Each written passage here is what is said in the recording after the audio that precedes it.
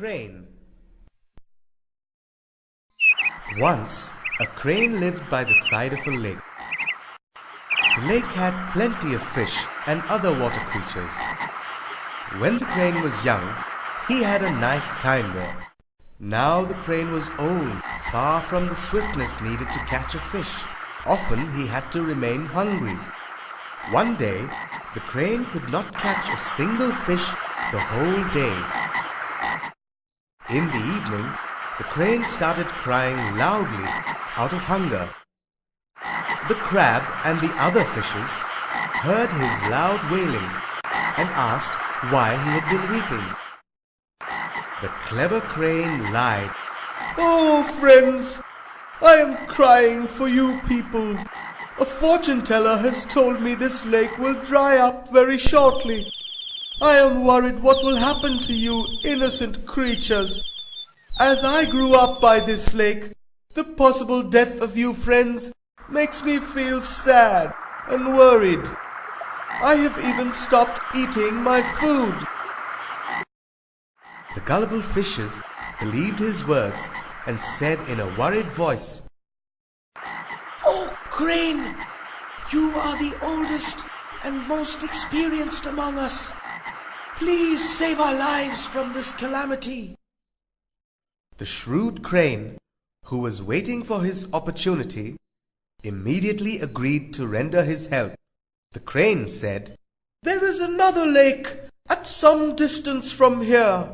I can pick you up from this lake one by one and can drop you there safely."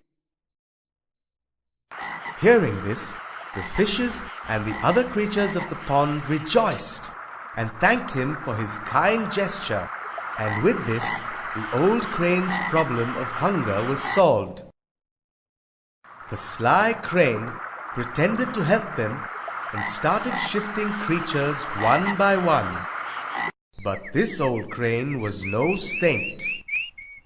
On the pretext of shifting the creatures to another lake, he took them into a deep forest where there was a big rock. The old crane could very easily kill the creatures there without any haste and eat them up. Days passed this way. Every day, the creatures who were willing to shift to the other lake requested him to oblige them at the earliest possible. The crane took them also and had a nice meal. One day, a crab, who was also the resident of the same lake, said, "Since long I have been requesting you to transport me to the other lake. So far you have been obliging only the fishes. Now it is my turn. You take me on your back to the lake." The crane took the crab on his back and flew towards the rock. On the way, the crab asked about the shifted fishes. The crane thought that as the crab was on his back and they were far away from the lake, there was no danger in speaking the truth. He laughed. "Ha ha ha! There is no lake around. All the other creatures who were transported by me are resting safely in my stomach. Now be prepared to go to the same place." The moment the crab heard the crane's bitter truth, he held the crane's long neck between his sharp claws and severed it.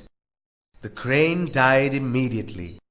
The crab returned to the lake crawling and told the whole story to the residents there. The lake inhabitants thanked the crab for saving their lives with his wit and his promptness. Moral: do not believe the words of an enemy under